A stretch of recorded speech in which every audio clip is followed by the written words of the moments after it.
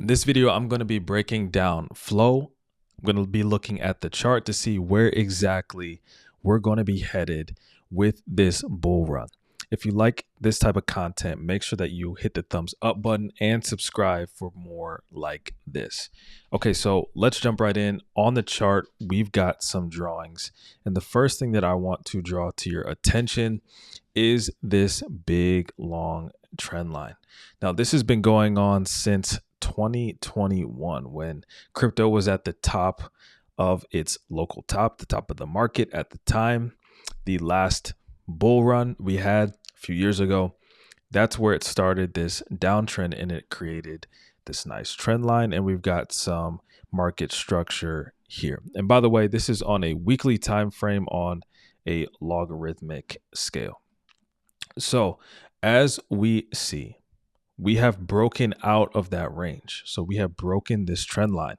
And that is one of the most fundamental things that you can look at when it comes to price action, is when we have trends and when those trends break. Now, it's important to understand what that means and how long sometimes it takes for a reversal to happen. So just because we got a break of a trend doesn't mean that automatically and right away that we're going to see price just go in the opposite direction. One thing about price action and the way that price moves, especially when you're looking at it on the charts, is that it takes some time for things to reverse. And it's really important to understand that, just so that you don't set unrealistic expectations. But what we have in this situation is the trend coming down for multiple years. And then we get this nice break on the set of green candles right here, these weekly green candles, starting what I'm considering a new wave, a new 5-wave structure, which I'll get to in just a second. So one thing to think about when you see a trend break is, obviously we have this one line that we have drawn all the way down here, but then I have this secondary line, and this secondary line is basically an extension of these last two lows of the trend.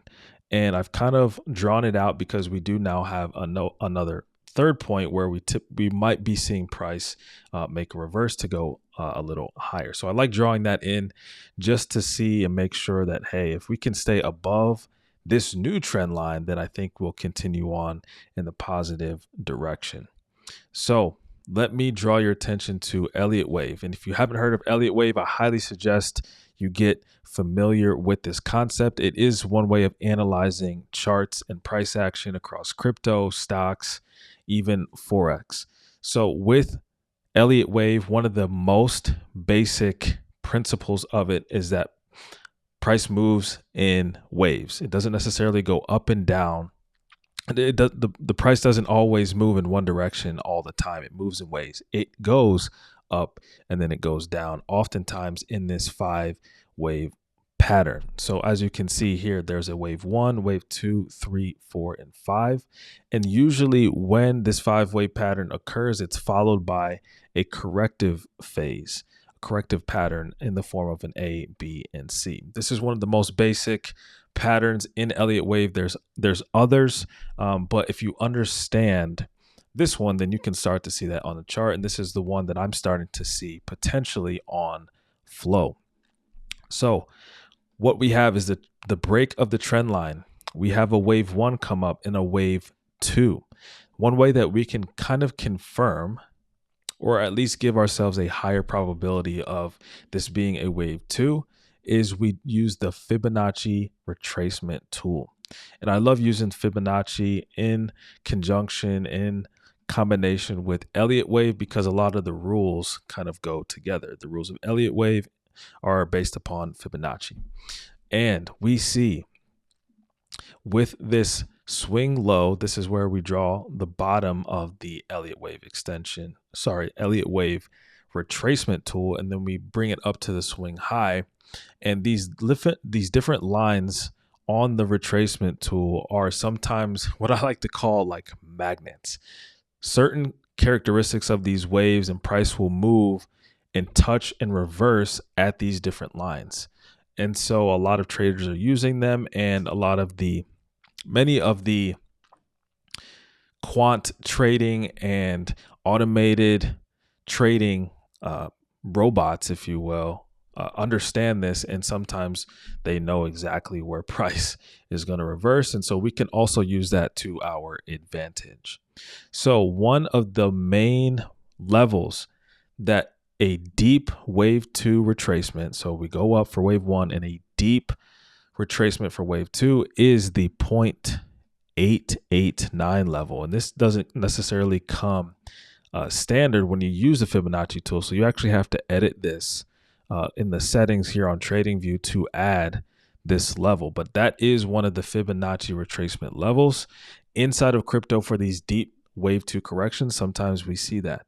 And what do you know? We have price come down and basically close right on that level, that 0.889. Hopefully you can see that. But this level right here, price comes directly right there and closes. And the next candle is an engulfing candle. And I've been talking a lot about bullish engulfing candles over the past few days here on the channel, just because a lot of the charts are showing that. And with these bullish engulfing candles, it typically is the start of a new trend, a new move to the upside. Not always, but there's a higher probability when we see price come to a level of support. So not only do we have this trend line that's kind of extended from over here, but we have this Fibonacci retracement level, the 0.889.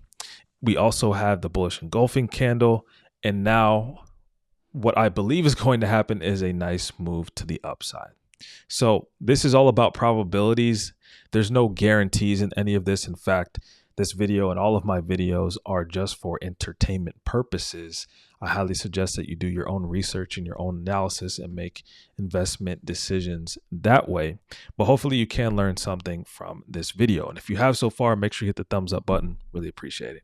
So where do I think this is going? Well, when it comes to Elliott wave, usually wave 3 is the largest wave. It's the wave out of the three moves to the upside, wave 1, 3, and 5, that is the biggest. It's the largest. And it always has to be broken down into another 5-wave structure. So I believe that the 3 wave could easily make it to, let's see, any one of these levels, the 1.618 or even the 2.618 level in this next move. Now, I'm not saying that that's all it can go in this next bull run, in this bull cycle, but just for this Elliott wave move, what I've done is taken the Fibonacci extension tool. I've started down here at the start of wave 1, brought it up to the top of wave 1, and then this last part here, the actual measurement, I've put at the start of wave 3. And basically what that's telling me is, in comparison to wave 1, how big will wave 3 get? And a lot of times in Elliott wave 3 will at least go to the 1.618 level, meaning it's at least 1.6 times the length of wave 1. So I believe at the very least, we will see this go to $5 in this next move up. Could that be it? It could be, or it could continue on. Again, I'm looking at probabilities and looking to make smart decisions based upon my analysis. So I don't want to get too carried away and thinking that it's going to go absolutely to the moon.